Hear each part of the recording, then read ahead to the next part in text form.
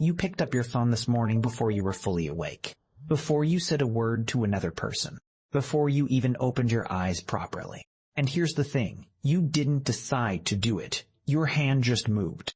Now think about that for a second. You've probably picked it up hundreds of times today already. You'll do it hundreds more before you sleep. You'll do it when there's nothing new to see. You'll do it in the middle of conversations, in the middle of meals, in the middle of thoughts that actually deserve to be finished. And part of you knows something is wrong, but you can't stop. Wait, why? The answer is not about willpower. It's not about laziness or weakness or some sorry state of modern attention spans. The answer is about neuroscience, about a machine built specifically to defeat your brain's own defenses, and about a group of very smart people who spent decades learning exactly how to make you feel the way you feel right now. This is the story of how your phone was engineered to be the most addictive object in human history. Here's where it gets interesting. Deep inside your brain is a structure called the nucleus accumbens. It's part of what neuroscientists call the reward circuit, a system that evolved over millions of years to make you feel good when you do things that help you survive. Eating, social connection, safety. When something good happens, your brain releases a chemical called dopamine. Now, here's the part most people never notice. Dopamine doesn't make you feel pleasure. That's the common misunderstanding. What dopamine actually does is make you want. It drives motivation, anticipation, the urge to seek. And the crucial detail, dopamine spikes hardest, not when you get a reward, but when you might be about to get one. Seriously, that changes everything. Kent Berridge, a neuroscientist at the University of Michigan, spent years separating what he called wanting from liking. He found that the dopamine system is a wanting machine, not a liking machine. You can destroy the dopamine system in a rat's brain, and that rat will still show pleasure when you put sugar in its mouth. But it will stop seeking. It will lie there and starve rather than move toward food it would enjoy eating. The wanting system and the enjoying system are completely separate, and the wanting system is the one running your phone habit. Think about that for a moment. This is why you keep picking up your phone even when you know there's probably nothing new there. It's not because you expect satisfaction. It's because your dopamine system has learned that a notification, a new message, a like, a comment, all of it is a maybe. And maybe is more powerful than yes. A guaranteed reward barely moves the dopamine needle. A possible reward sends it spiking. Your brain evolved in a world where uncertain rewards, where the berries might be, whether the hunt would succeed, were exactly the things worth tracking obsessively. The phone hijacked that ancient circuit by becoming the world's most sophisticated maybe machine. But dopamine is only the beginning, and it gets even better, or worse, depending on how you look at it. To understand how the phone got this deep into your life, you need to know about a man named B.F. Skinner and a box he built in the 1930s. Skinner was a behavioral psychologist at Harvard who wanted to understand how animals learn. He designed what became known as the Skinner box, a chamber with a lever inside. When a rat pressed the lever, food appeared. Now watch this. Skinner varied the schedule. Sometimes food came every time. Sometimes every fifth press. Sometimes randomly, with no pattern at all. The random schedule, what Skinner called variable ratio reinforcement, produced the highest rates of behavior by far. Rats on random schedules pressed levers compulsively. They pressed until they were exhausted. The uncertainty itself was the engine. Sounds familiar, right? Pull down on your social media feed and it refreshes. Sometimes there's something good. Sometimes there's nothing. The refresh is the lever. The notifications are the pellets. And the schedule is deliberately, precisely variable. This was not an accident. In 2017, Sean Parker, one of the founding presidents of Facebook, gave an unusually candid interview. He described how the platform was designed from the beginning around one question. How do we consume as much of your time and conscious attention as possible? The answer, he said, was the social validation feedback loop, giving users a little dopamine hit every so often because someone liked a photo or a post. He called it exploiting a vulnerability in human psychology. He said this openly, in public, on the record. and nothing changed. Now here's where things get really uncomfortable. Tristan Harris worked inside Google as a design ethicist before leaving to become one of the most prominent critics of what the industry actually does. He uses a term that should make your skin crawl a little: persuasive technology. Harris described the phone as a slot machine in your pocket, and that comparison is precise, not metaphorical. Slot machines are the most profitable machines in any casino, not because people enjoy losing money, but because the variable reward schedule makes the behavior nearly impossible to stop once it starts. The machine is calibrated to give you just enough wins to keep you pulling the lever.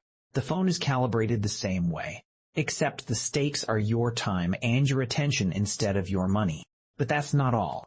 Here's something worth sitting with. The people who build these systems largely do not use them the way you do. A 2018 New York Times investigation found that many prominent Silicon Valley executives severely limit or entirely ban their children's screen time. Steve Jobs, who gave the world the iPhone, told a reporter in 2011 that he did not let his own children use iPads.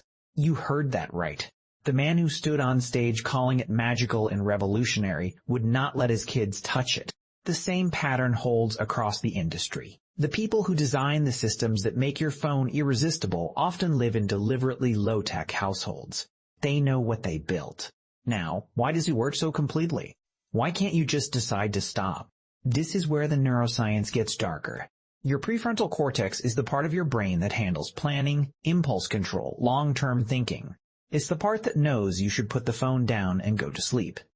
But the dopamine system doesn't operate through the prefrontal cortex.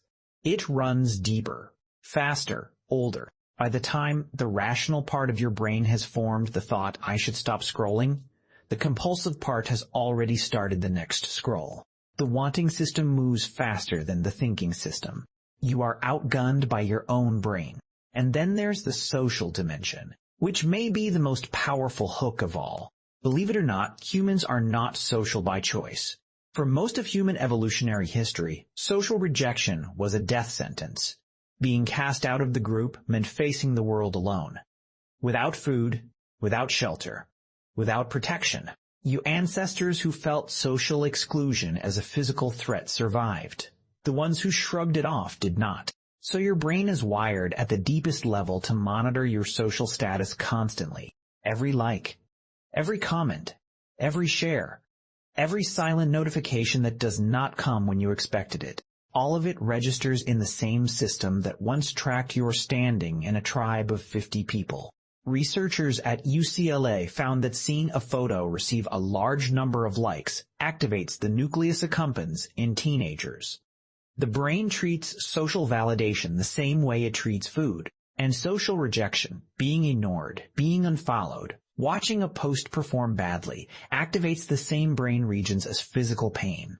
This is not being oversensitive. This is ancient wiring colliding with a technology that moves at machine speed. The crazy part is the notifications are timed to maximize interruption. Research by Gloria Mark at the University of California, Irvine, found that after an interruption, it takes an average of 23 minutes to return to the original task fully, and the phone interrupts you dozens of times a day, even when you don't check it. The mere presence of a phone on a desk reduces cognitive performance, even if it is face down. Even if it is turned off, your brain is spending processing power just to not check it, and that processing power is coming from somewhere. Now here's where things become really interesting. There's a concept in psychology called ego depletion. The idea that willpower is a finite resource that gets used up. Every time you resist the phone, you spend a little of that resource, and the phone is designed to make you resist constantly, to keep demanding attention, to keep generating those little spikes of urgency that make resisting feel like effort. By the end of the day, your resistance is gone. That's when the late-night scrolling happens. That's when you pick it up one last time and put it down 90 minutes later wondering where the evening went. This is not a coincidence. The designers studied this. They tested button colors and notification timings and scroll mechanics. Every feature you interact with went through rounds of testing where the variable being optimized was engagement, A clean word for the amount of your time and attention the platform could capture. Features that captured more won. Features that captured less were cut. This process ran continuously, invisibly, for years, steadily tuning the machine against you. So what does this actually mean for you, right now, today? The first thing to understand is that this is structural, not personal. If you feel like you lack willpower around your phone, you are not weak. You are a normal human brain encountering a system built by some of the most sophisticated engineers in history, using decades of behavioral psychology research with billions of dollars of resources, optimized continuously against your specific neurological vulnerabilities. The willpower framing keeps you blaming yourself. And that, it turns out, is very useful to the industry. But here's something that actually helps. Judson Brewer, a psychiatrist at Brown University, found that mindful awareness of craving, actually observing the pull of a habit rather than just acting on it, reduces the compulsive quality of the behavior, not eliminates it, but changes its character. When you notice the impulse to check your phone and you observe it without immediately acting on it, you bring your prefrontal cortex back into the loop. You slow the automatic system down long enough for the thinking system to participate.